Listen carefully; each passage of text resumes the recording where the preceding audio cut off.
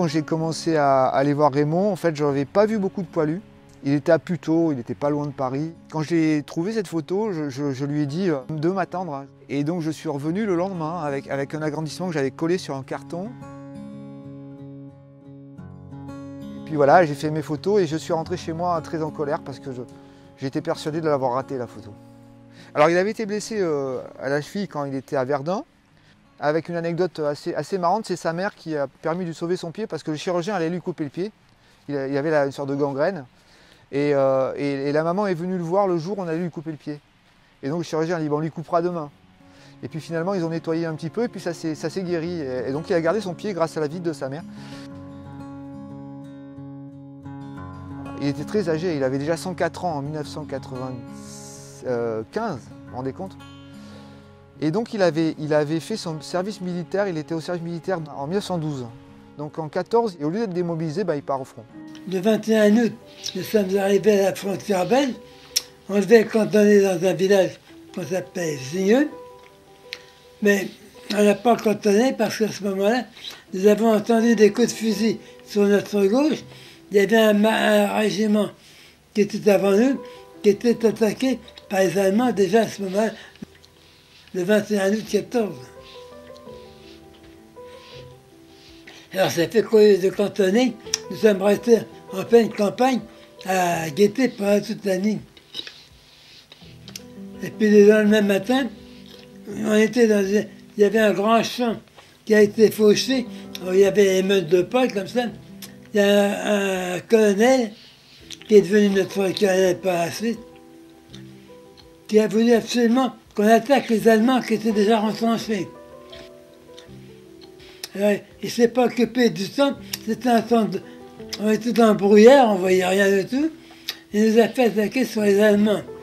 Mais les Allemands étaient déjà en position, ils avaient fait presque des tranchées, et quand on est arrivé, ils ont reçu avec les mitrailleuses. Ils ont fauché le terrain, c'était un véritable terrain à un orage de grêle horizontal. Alors, quand on s'est approché là, heureusement, il y a eu un régiment qui est passé avant nous. Ils sont venus à 7 sur 250. Le mien, nous sommes arrivés à 80 sur 250. C'était une véritable boucherie.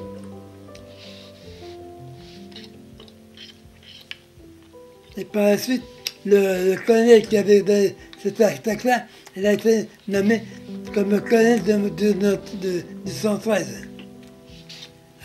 Banner, qui s'appelle, je ne me rappelle toujours son nom. C'était une brute qui a donné en plein. Quand on était dans l'Argonne, on était en tranchée, et lui était toujours en arrière, le revolver au poing, et tous ceux qui cherchaient à se dissimuler étaient restés. C'est une brute, absolument.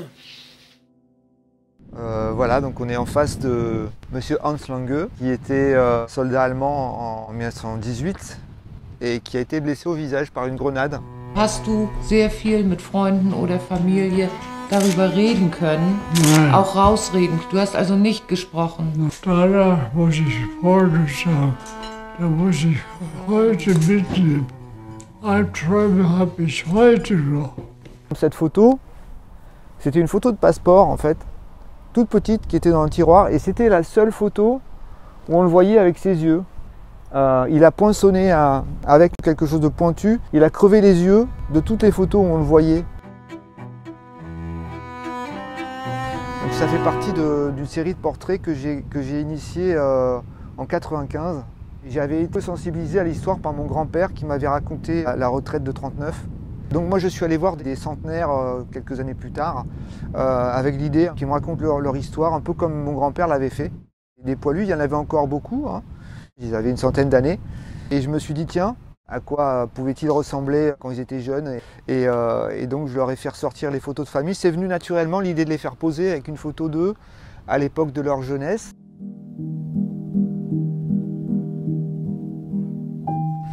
Et revenir avec cette image, c'était quelque chose d'assez fort. D'ailleurs, les gens, quand je leur expliquais, bon, alors voilà, je vais prendre une photo de vous quand vous étiez jeune, alors regardez l'album de famille, je faisais des repros, mais ils ne comprenaient pas. Et c'est après, en venant avec un tirage, voilà, le plus gros que j'ai fait, il faisait 1,90 m. Bah là, ça provoquait quelque chose. L'instant photographique commençait par le déballage de la photo. Hello. This is the younger you, Norman. Believe it. I think I'm 103 now. Hope my great-grandchildren will look as good as that if they don't have to go to war. It's the main thing.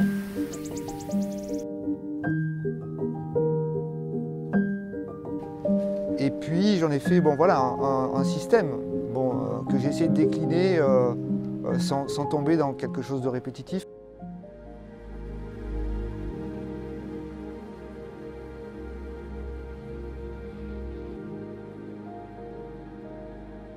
J'ai fait un petit bouquin en 1996. Ça m'a fait rencontrer d'autres personnes, notamment Olivier Morel, qui était à l'époque journaliste radio et qui aujourd'hui est professeur dans une grande université aux États-Unis et qui a fait plusieurs documentaires, donc il a fait du chemin. À l'époque, on était tous les deux, on débutait, mais il était vraiment, lui, journaliste. Et en plus, il parlait très bien l'allemand. On a travaillé ensemble à partir de 1997 pour retrouver des soldats d'autres pays. Moi, j'ai eu une commande du magazine Life pour aller photographier des Américains. On a creusé le travail d'enquête. En 2014, j'ai fait une exposition à la gare de l'Est, assez importante. Il y avait plus de 80 photos, dont une qui faisait 6 mètres de large sur une verrière. Et ça m'a fait rencontrer des gens. Par exemple, j'ai rencontré quelqu'un à TV5 Monde qui m'a proposé de faire un web documentaire. Et là, on a commencé à mettre en forme le matériel vidéo, à dérocher des choses qu'on n'avait pas regardées en fait. Et l'aboutissement de tout ça, c'est l'expo qui est ici, finalement, puisque en 2018, on a fait une installation photographique, mais aussi multimédia avec des écrans. Et là, j'ai monté 1 heure de film avec toutes les sources que j'avais. Donc il y a des petites pastilles vidéo entre 1 minute et 5 minutes. Je veux dire que 1914, il y avait réellement le patriotisme. Mais vous savez, quand c'est toujours le même, comme on dit, qui se font tuer, eh bien, on en avait marre. Hein. Les Français, on est comme ça, on respecte, mais on marche toujours. Donc là, on est dans la photo d'Abdoulaye Ndiaye qui était en train de sortir de sa case. àll rek la doon sañ si ak suñu tool dant ñu fan fa yaay yu guddi ñu rey si ñeenti nit ca beneen ba ñaari téléphoné almaa bi bënd na français ci ri àll bu ñuy wax la soom ban duggee àll ba diggante tubaab bi ak almaa dagg nañu pom bi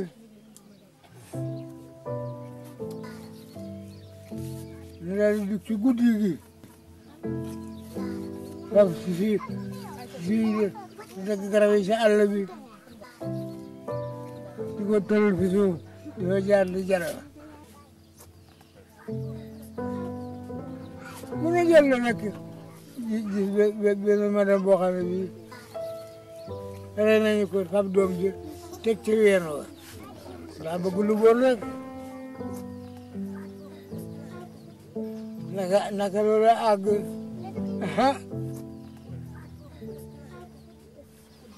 dal di commencé sox ya tàkk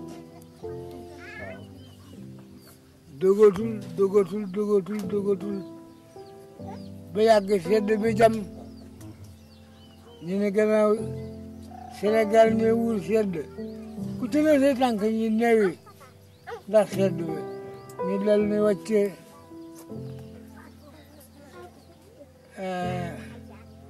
dardinel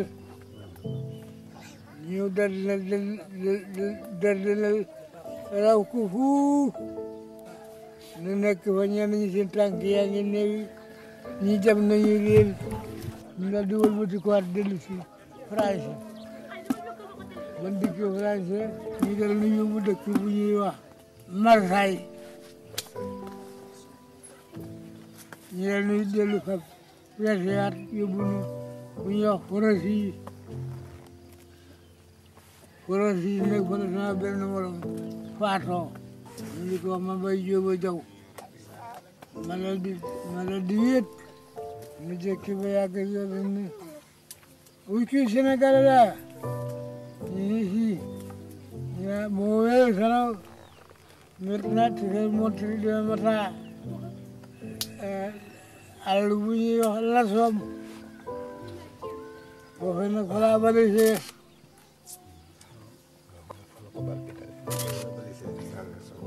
Perché mangi così uni, balbala si vai con il tir.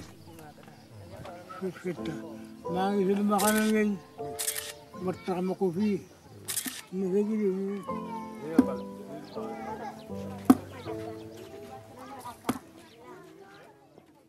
En Afrique noire, l'armée française enrôlait les gens de force. Là, en l'occurrence, ils avaient capturé le chef de village et ils étaient censés le relâcher contre l'engagement de ses fils. Abdoulaye Ndiaye, lui, a pris la place d'un fils, donc il s'est engagé et pour lui, c'était un devoir moral.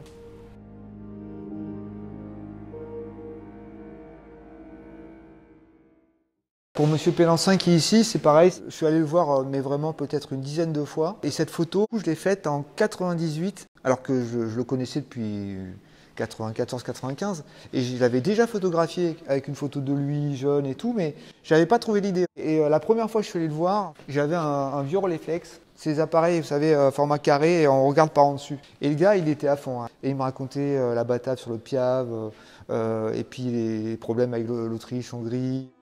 Il était dans les bataillons de choc, les troupes italiennes étaient venues aider les Français. Vous ne croyez pas qu'on voyait dans le ballon qu'on s'éveillait à 10 mètres? On ne se voyait pas, c'était de la terre, c'était de la fumée.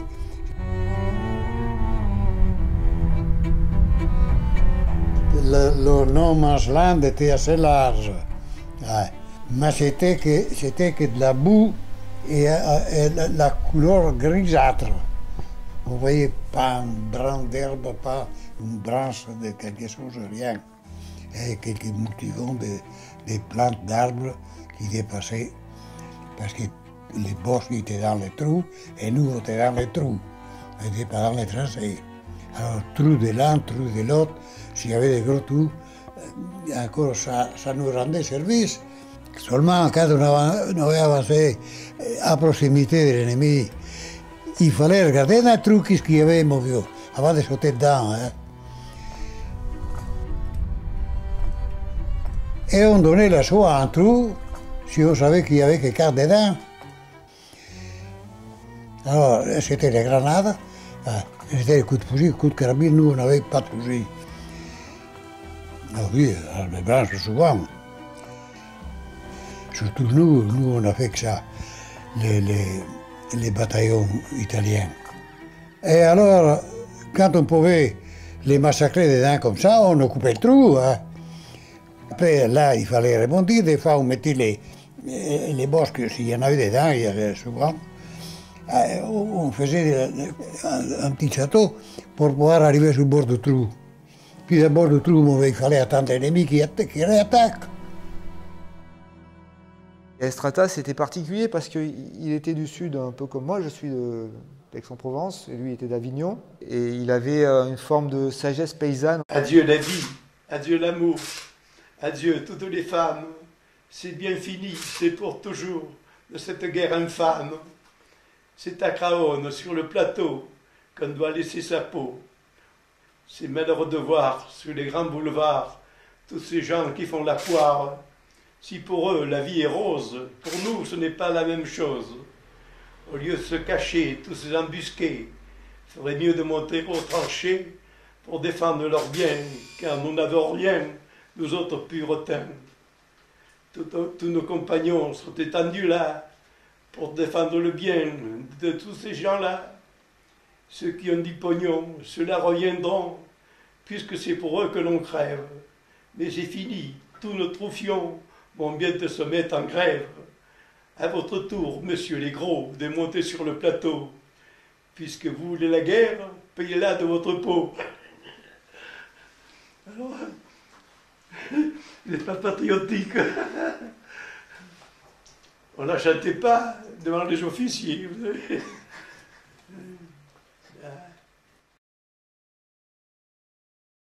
Ben voilà encore un sudiste. C'était à Avignon aussi, Monsieur Maillet. Il avait cette photo-là, qui était pas mal, hein, assez bien conservée malgré le papier qui est un peu craquelé. Et puis d'ailleurs, c'est intéressant parce que le papier et la main ont un peu la même texture. Et donc j'ai fait cette photo, mais j'avais envie de retourner le voir. Du coup, j'ai amené un vélo avec moi. Et il était mort de rire.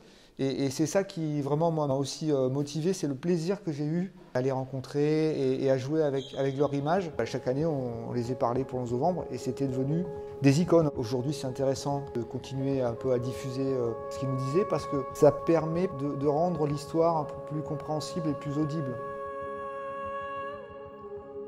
Bonjour les enfants. Vous êtes tous jeunes. Moi, je suis vieux. Je vais avoir 109 ans le 7 décembre. C'est pas un honneur pour moi d'être si vieux. Mais c'est difficile. Vous ne savez pas ce qui vous attend dans la vie. On n'est pas toujours heureux, mais il faut avoir la foi en soi et avoir l'esprit de l'avant. Il ne faut jamais perdre de courage. Est-ce que vous en voulez encore aux Allemands? On les avait devant nous et nous tirait dessus. Nous, on leur tirait dessus et ils nous avaient jamais fait de mal. Nous non plus, et eux non plus, nous faisaient jamais de mal. Seulement, on se battait sans savoir pourquoi. Aviez-vous été blessé pendant la guerre? Ici, dans le fond. Voilà ma blessure. On la voit presque plus. Que mangez-vous pendant la guerre? Sur une fois, on n'avait rien à manger. Parce que ceux qui nous l'apportaient étaient blessés ou morts. Et là, à ce moment-là, le manger n'arrivait pas. On restait comme ça, sans manger, des fois toute une journée. Autrement, on avait des boîtes de conserve. On appelait ça des boîtes de change.